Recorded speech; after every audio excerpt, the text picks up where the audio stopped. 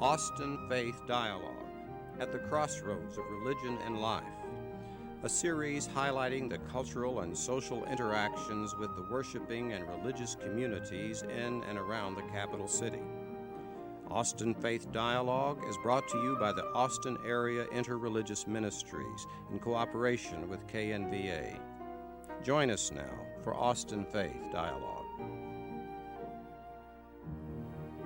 Welcome to Austin Faith Dialogue. We're delighted you're with us as we come to the end of another year of sharing the faith community in Austin. And on this concluding program for 2007, we want to talk about faith as we've experienced it with Sandy Wilder and myself, sharing with you programs and ideas and thoughts that we've had with you, our viewing audience.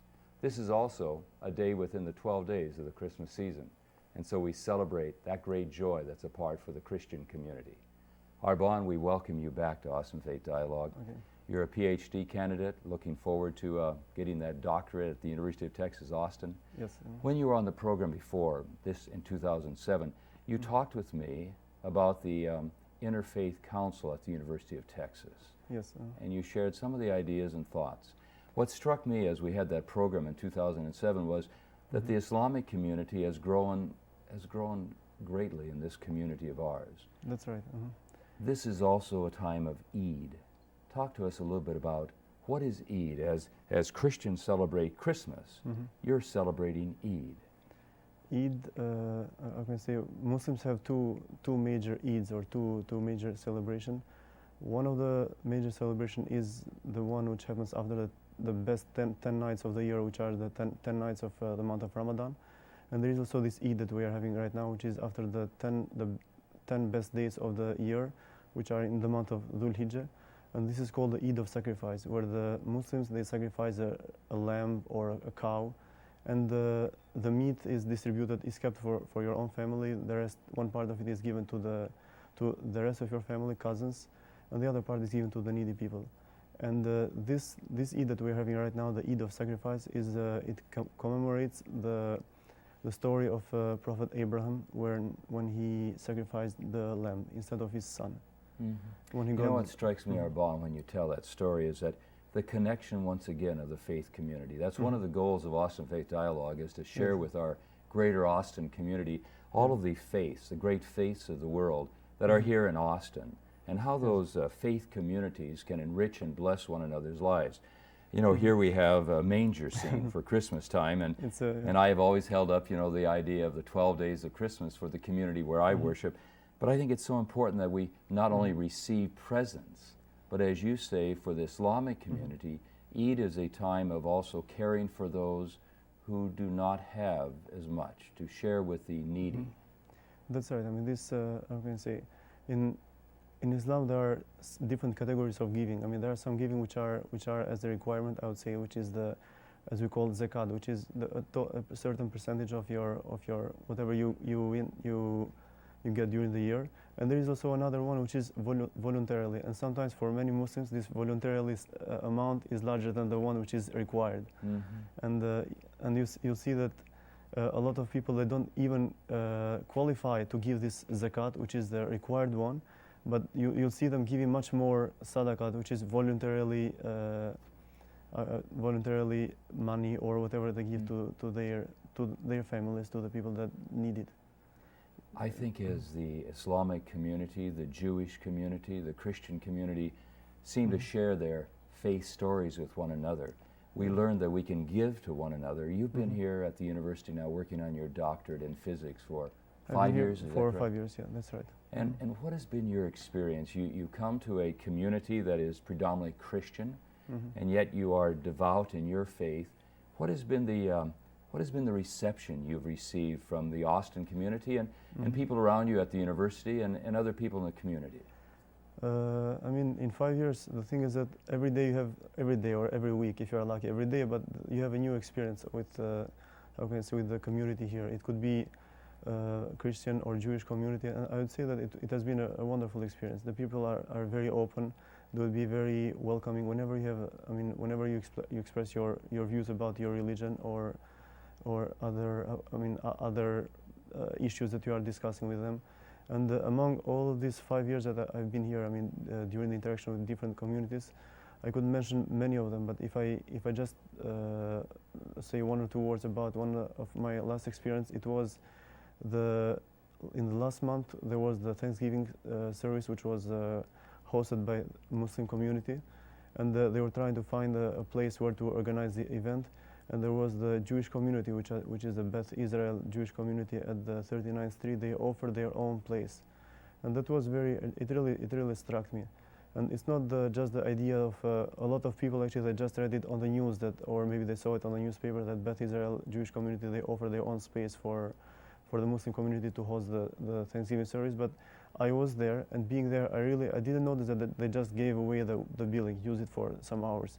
But all the Jewish community, or the active members of that community, they were there during all the service, and they were helping with everything. And I was talking to them, and I mean, whenever you need some water, they would say, what do you need? And they would run, and they would bring it to you. So it was really, I mean, they also offered their full, support, their help.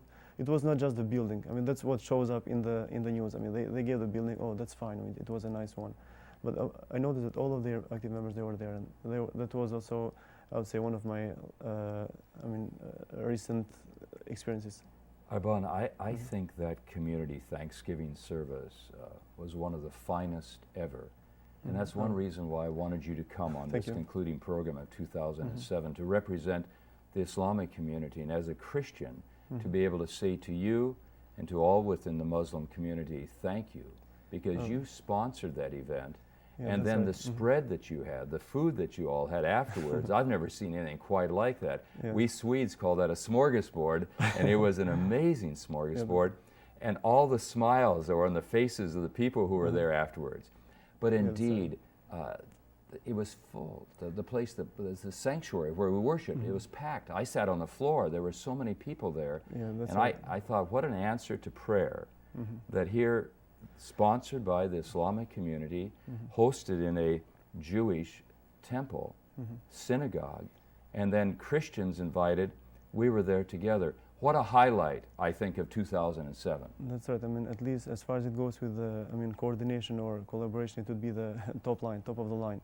And I would say that, as you said, I mean, the Muslim community, or the families, I mean, it was all I would say homemade food, and I mean, they were really happy to do this one. And how can I say, this was, I mean, this event, I mean, this issue of giving to the others, or helping to the other people, I mean, this is highlighted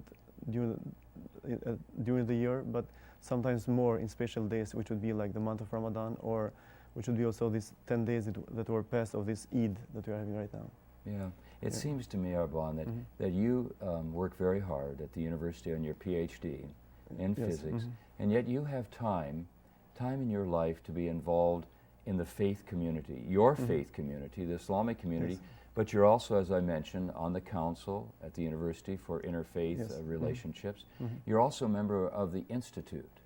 I would say I'm an active member of the Institute for Interfaith Dialogue. I think it's important to hold that up. The Institute for Interfaith Dialogue. Yes. And every year they have a special meal for the community, an invitation where they invite people to come. That's right. I mean, we have which is called the annual Interfaith Dinner, which is where religious leaders or people from the state, or adding also people from the city, including state representative. We have had the mayor of Austin coming to the event. We have had academics from the UT Austin. We have had also the president and the vice presidents of UT. So this would be our greatest high-scale dinner, I would say. Eid is a time when the Islamic community gives thanks for the sacrifice, and to share the sacrifice that Abraham made, to share that story. Christmas is a time when we tell the story of how God shared with us in the birth of a baby. What would be your dream as we come to the end of 2007? As a person who is living in the Austin community, what would be your dream, Arbon, for the faith communities, the people of faith in the city of Austin?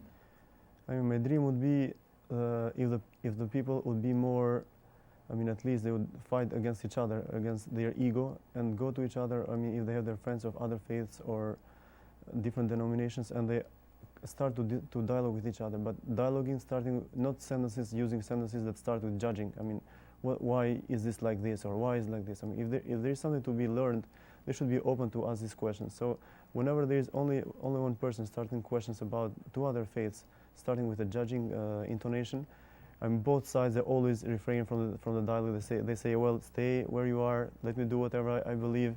It's better if you don't break the sides. But if for me, I'd always be welcome to everyone to ask to me any question that would be related to my faith. But the best is if the questions come without judging or without any other prejudice, I would say. So when people come and want to talk to you about your Islamic faith, and that means talk about your family, your parents, your background from Albania, and how you came to Austin, and we're so happy you came to Austin Thanks. because you're going to be a real blessing to this community and wherever you are led to be. I'm lucky to be here. Well, we feel blessed that you're here, but okay. They should come to you and try to ask a question to find out about you as a person. Me as a person, well, what can I say? Me as a person, I was born and raised in Albania, which is in Southeast Europe. And I grew up in a Muslim family, but I mean, I didn't have much of religious education in my childhood because we were we were the only country in the world which was stated officially in the constitution to be as no religion country. So do you think that is an important thing for all of us to? In America, we have the right and the freedom to pray and to worship God as we want to worship God or not to worship God, whether we want to. But you grew up in a nation with a government that said they were atheistic. Is that right? No faith? Yeah, atheist. I mean, it used to be the only country in the world where it was officially atheistic, and I would say it was forbidden to worship or to do any religious service, so that they would at least, even the old people, or I would say even the people who wouldn't be on the community, so that the youth would not learn anything from them. But I want to mention one thing here is that, I mean, even we were the only country in the world that was atheistic. I mean, wherever you don't expect or expect nothing, you see that the best sometimes comes out of there. So from this Albania, which was really, how can I say, stopped from religion, from any kind of religion, we've been a country that has given to the religions of the world many important figures. I mean, who are Albanians, which we don't value them. Me personally, I don't value them because they're Albanians, but I value them because of their religion or whatever they have done. And you know what, Arban? We value you, all right? Oh. And we value your story, your personal story, but your faith story. Thanks. And you've been so open for us to share our story, the Christmas story with you, the story of Jesus that we cherish, and that together we can grow. Arban, 2007 has been a wonderful time, and you've been a part of that. And I want to thank you on behalf of the Christian community and Austin Faith Dialogue, to you and the Islamic community. You all are growing and making a wonderful blessing to this community. Thank you, Carl. And now to wish also Merry Christmas, because it's the time of it's Christmas time right now. And it continues for 12 days, so thank you for knowing that. And we invite you and the Austin Faith Dialogue community to stay with us. We continue this discussion of looking at 2007, giving thanks to God for the faith communities here in Austin. Stay with us on Austin Faith Dialogue.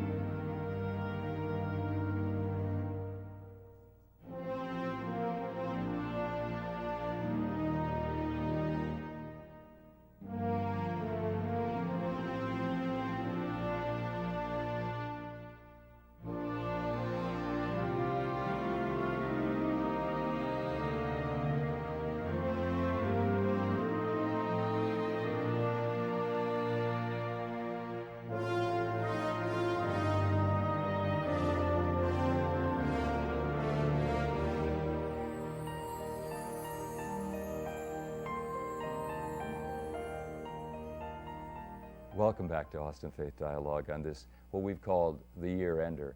And you know, this is a change of format for us, so Sandy Wilder, thank you for being co-host for these many years, and for this past year. And Carl Gronberg, the same right back at you. Thank you very much. It's been a good several years. It has been good years, and this year, instead of having the clips, we decided that, I guess I decided that I wanted to visit with Arban, because it seems to me that the Islamic community is making such an impact, and that was such a highlight, Sandy, for me in 2007.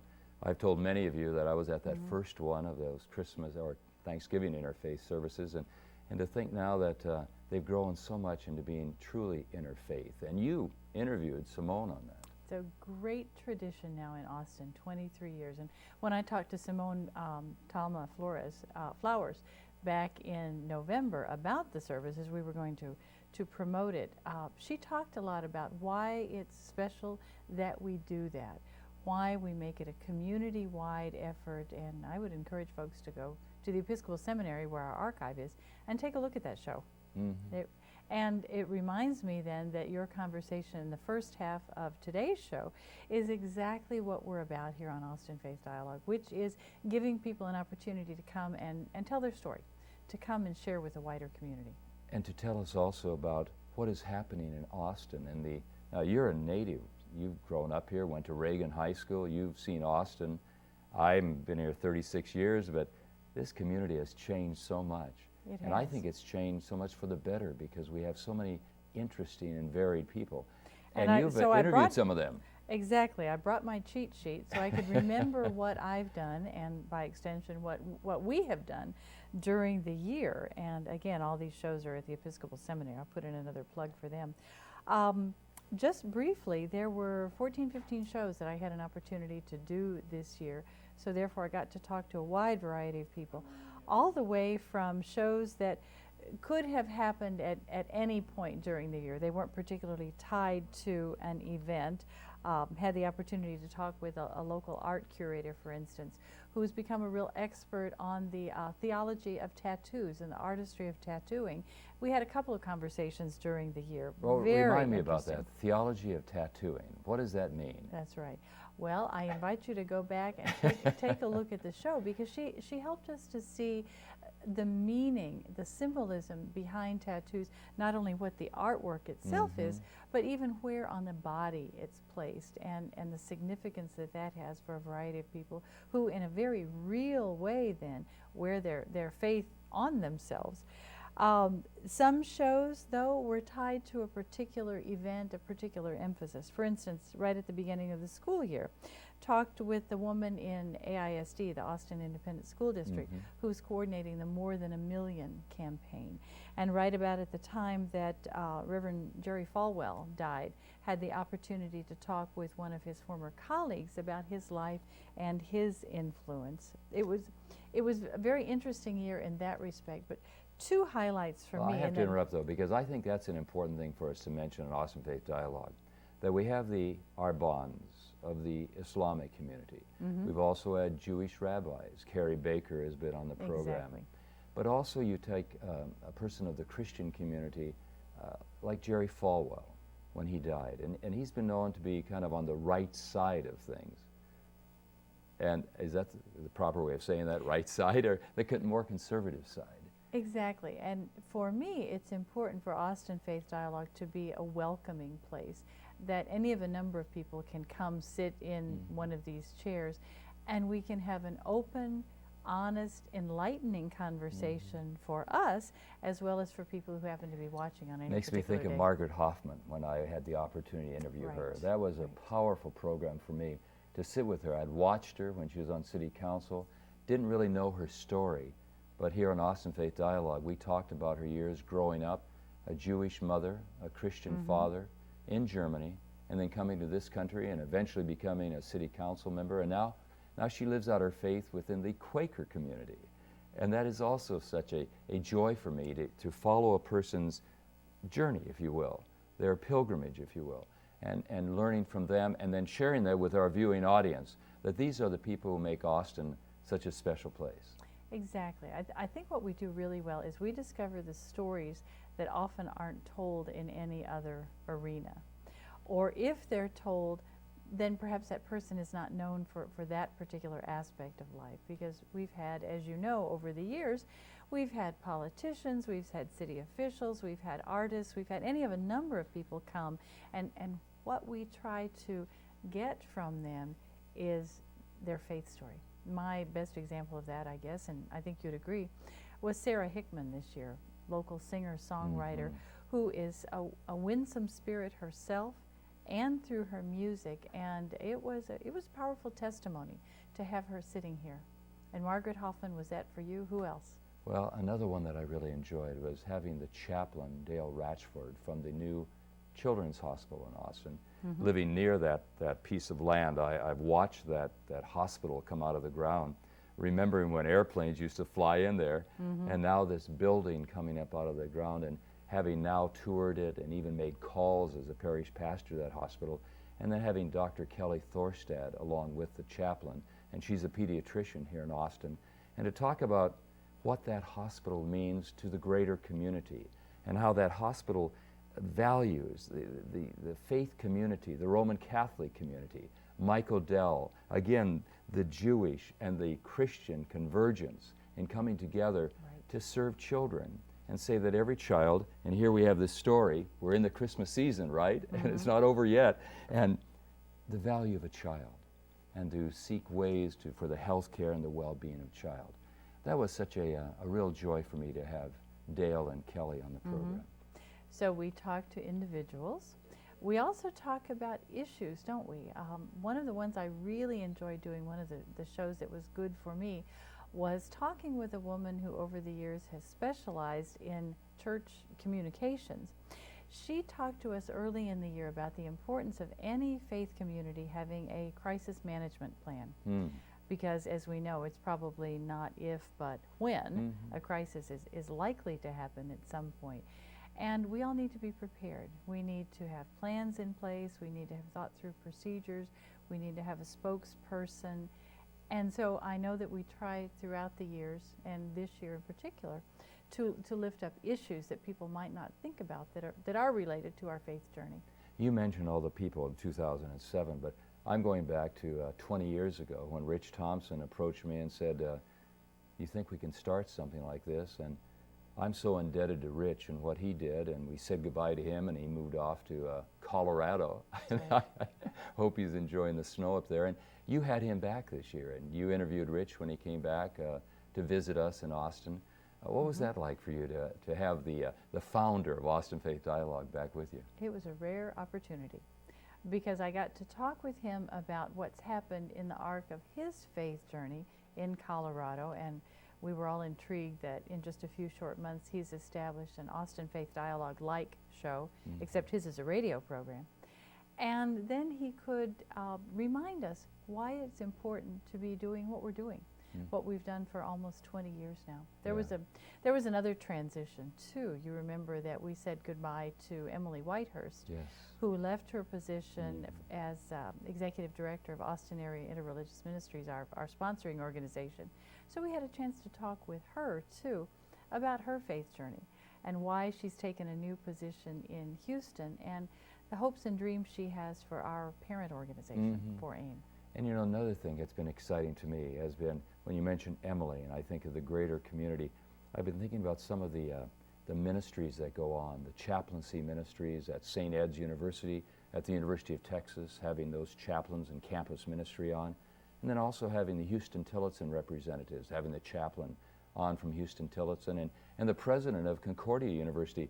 That's an exciting thing for that school. They're going to be relocating, leaving a place where they've been for decades, and picking up that entire campus and student body, and in 2008, they're moving to a new location. And that is a powerful story that they have, and to be able to tell that story to our viewing audience. What is it about? We've had an opportunity to chronicle a lot of transitions, haven't we? We really have. Not just this year, but over previous years. And to do this, we've had a lot of people help us. We've had the viewing audience that sits in with us and shares ideas for programs with us, and we're always looking for programs and stories to share. Yes, and may I say a thank you to all those people who will take my cold call, because I, like you, often contact people who want to come on the show who don't know me, who have never watched the show, who get a call, an email, and I am always grateful when they respond, and then we have a wonderful conversation sitting here. And I want to say thanks also to the station, to KNVA and KXAN, to the staff, to all these good people who allow for you and me to come here on a weekly basis and to visit with all these people, because we can't do it without those good people. And they've been there for us through all of these years, and very, very grateful to them and for the leadership of the station. It's a good collaboration, very much. And a blessing, I think. That's a term I use a lot, but I think, Sandy, a real blessing. The Hindu community, I've had them on this year, and you mentioned some of the stories. Really a joy to visit to them. And they were talking about their Festival of Lights, and this was in November. And I got to thinking about how that concept of light, you mentioned Emily and what she brought to this community. And she also grew up here in Austin. And now and this was going to be her place, and she was going to stay here. And what a blessing she did for all of us. What a job she did for Austin. But the light that people like that bring. And I think that's what the Christmas story is about, that we can share that as Christians and not be threatened. Rather, it's an enriching experience. At least it is for me, and perhaps that's your experience also. That as you sit and have an opportunity to talk with people, learn their stories, it's enriching for me. I find that my faith grows, my questions certainly grow, but my faith and my surety that this is a good community we live in, that gets deeper. Is that your experience also? Yeah, and my experience has been that, and I'm very fortunate, like you, I'm a part of a faith congregation, Gethsemane Lutheran, where the people have been so open to me in all these 3.5 decades that they've not been threatened by my desire to meet people who are not of our particular denomination or even of our Christian faith, and invite them to come to Gethsemane. And that's one of the things, again, I wanted to put this out here, this manger scene, because during these 12 days, the inclusivity of the Christmas story, people came from the east, the shepherds came, all of these individuals came to worship the gift of life. And I'd like to think, Sandy, that's what Austin Faith Dialogue does. Right. That we're privileged to share this powerful, holy, wondrous, beautiful, mysterious gift of life and all the people. Share those stories for these many years. It's been good this year and all the previous years. And what are you thinking it'll be like in 2008? Will there be some changes? Yes, because if nothing else, we need to be sure to let people know that we're celebrating 20 years, and very few programs can claim that, and very few faith-based programs. We have a real treasure here. We're going to celebrate that in 2008 and remind people where we've come from and point toward where we want to go with this TV journalism. And I want to thank you. It's been a joy, and I hope that by the grace of God we might continue to share time on Austin Faith Dialogue. Absolutely. And continue to meet interesting people, and I want to thank you for putting up with me and all of my different ideas that I have, and we share them together because you and the Austin Faith Dialogue community, you have been such a joy to us, and we thank you. Thank you for sharing your faith stories. Thank you for listening to us, and thank you most of all for knowing that we are together in this process of experiencing this wondrous gift of life that God has given to each one of us. From Sandy and myself, from all of us in Austin Faith Dialogue, we wish for you and for yours a very blessed 12 days of the holy season of Christmas, and also stay with us because 2008 is coming, and be with us. Peace be with you.